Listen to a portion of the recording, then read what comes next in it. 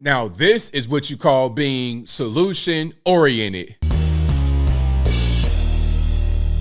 How's everybody doing? My name is Anthony Brian Logan, and today we got to talk about an anti-migrant protest in New York City. Now, this was not in Manhattan, Times Square, by the Roosevelt, where they had a little kerfuffle the other day with AOC and Nadler. This is not that. I'm talking about Staten Island, what they call Shaolin. This is more of a conservative area. It's not what you would expect from New York City, typically as an outsider. And if I'm wrong about that, let me know in the comments below. You got a lot of hardworking Americans who don't like this nonsense that's happening in their city at all. And rather than just going to a city council meeting, as you saw in the Chicago video earlier today, rather than doing that, they say, you know what, we're going to actually protest in a serious way and block them from coming. Now, I'm not quite sure if they were successful or not, but before I go any further, let's get into the news clip. If you want to see this clip in full without my commentary, link as always will be in the description. If you're on IG, visit the link in the bio, go to the corresponding article on the website. But without further ado, let's go ahead and roll it. Governor Hochul discussed New York's migrant crisis with President Biden yesterday in a conversation she called very productive. Okay, meantime, on Staten Island, 10 people were arrested, taken into police custody because they were protesting a new migrant shelter at a former senior living facility on their borough. Briella Tomasetti has more from Midland Beach. I mean, things are starting to get a little disruptive in almost every borough. They don't want them there anymore. Yeah, of course, nobody wants them there.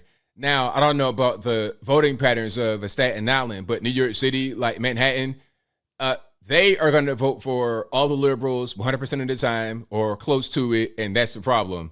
All right. But even them, they don't want the migrant, quote unquote, crisis on their front doorstep. Even in Eric Adams, a Democrat, doesn't want it.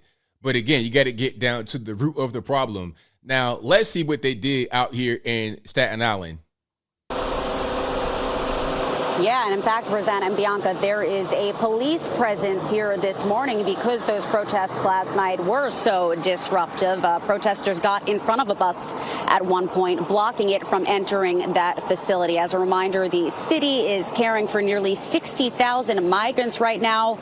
Let's face it, that number is not expected to get smaller anytime soon. Now, Mayor Adams says that he has communicated with the White House about the urgency of the moment, but it's also clear that tensions are rising between the mayor and President Biden. The two did not cross paths yesterday, nor are they expected to today. So now all options are on the table. And yes, one of those options includes a new shelter here on Staten Island.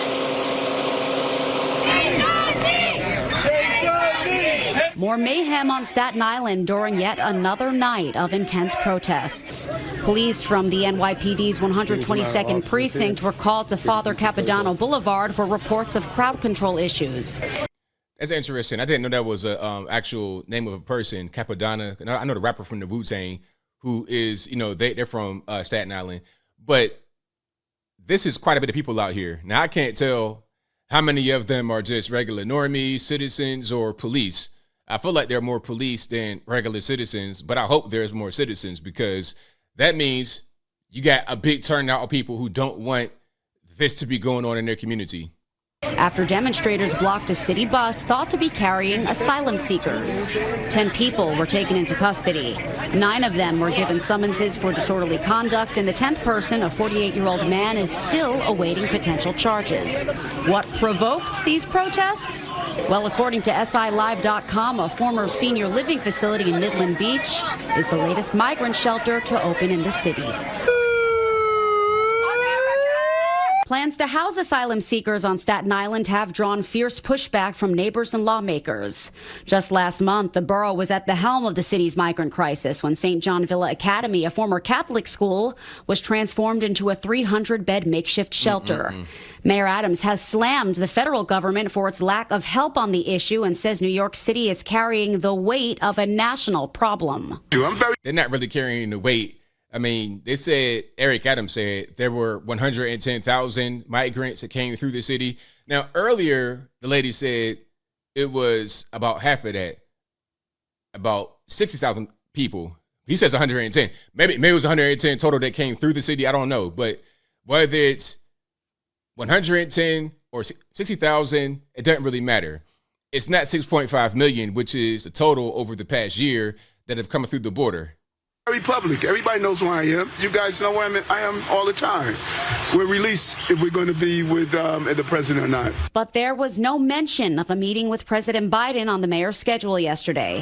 White House aides also confirmed there was nothing on the agenda. Biden's schedule for today includes more meetings and campaigning before heading back to Washington. I spoke to the president earlier this year and shared our concerns. Both the governor was also communicated with him, and that was the last time we spoke with the president. Governor Hochul, in the meantime, wrote on Twitter or X that she, quote, had a very productive conversation with President Biden tonight regarding some of our specific requests for help with the migrant crisis. Also commended him on his leadership at the UN today. Adams predicts the migrant crisis will cost the city $12 billion by July of 2025. Now he's ordered all city agencies to slash their budgets 15% by... Whoa. I heard 5%. Now 15%? 15% by when? Next year, Next year, 15% for all city agencies. So now one thing I know about any kind of business operation, when you're trying to cut expenses, the easiest thing or the biggest thing, I would say, the biggest expense that you have to cut is your payroll, which means you're going to have layoffs. So you're going to fire people because you got all these illegal aliens, migrants, asylum seekers, whatever you want to call them, because you got that going on. Of course, I would be out there in Staten Island as well, protesting yet another shelter. Enough is enough. Tell them to go back the other direction. Don't come here. Elected officials and community activists are strongly urging the mayor to reconsider that controversial decision. For now, though, we're live in Midland Beach. Bianca and Rosanna, back to you. So there we have it. That's what's happening right now in Staten Island. They're taking to the streets and saying no more. You know, like I said earlier, I covered the video in Chicago. There's always meetings. People are kind of getting testy inside of a building, inside of a meeting, but they're not actually out there protesting. Now, I don't know if this was successful. I hope that it was. Free everybody that got arrested. You got, I think it was, 9 or 10 people that got arrested, locked up. Free all of them. And why are you arresting anybody? I mean, you could pretty much do whatever you want in New York City at this point. You can smoke crack. You can beat people in the head. It's whatever. It's no problem. You're not going to get locked up. It's like they're locking up and or arresting people that shouldn't be. Your man, Daniel Penny, people that are protesting to prevent having these migrants coming into the community, taking over the facilities, taking over churches and retirement homes, nursing homes, all kind of stuff. I'm not a fan of it. You're going to create a situation where you got to dedicate resources to them, and there's going to be more crime, and there's going to be more violence. I'm not a fan. Shout out to everybody out there in Shaolin, in Staten Island, who was on the front lines fighting against it, and you guys don't let up. Go out there every night if you have to. Make them really feel it. And I'm not advocating for any violence. I'm all about peace. Peaceful protest. Okay? You can peacefully protest by blocking the bus. Ain't that what they do with the climate people? Now, I'm not saying glue yourself to the ground like they do, but that is a righteous thing. Getting on the racetrack, getting on the road and blocking regular pedestrians from getting to work. Not pedestrians, blocking regular motorists from getting to work. I'm against that. But blocking the bus of migrants from who knows where, that are going to stay for who knows how long, that are going to cost who knows how much, blocking them is 100% valid in my humble opinion. But I think I'll leave that right there for now. And what say you? What's your take on what's happening here with the migrant bus being blocked, or at least an attempt at blocking the bus out there in Staten Island? Do you live near the area? Are you familiar with it? Is this more of a conservative place in New York City? How will the entire city deal with this? Because I don't see it coming to an end anytime soon. As I've said before, you got to address the source of the problem. If a house is flooding in all rooms on the first floor and the source is right in the center, you have a sink that is running and stopped up, you got to unstop the sink and turn off the water. If you don't do that, then the flood will continue. You can mop up the rooms, but you're just going to have more water where the water was that you mopped up because you're not stopping the source. Simple as that. But whatever your thoughts are, please let me know in the comments below. And that's all I got to say for this video. If you like what you heard, please comment, rate, share, and subscribe. Peace.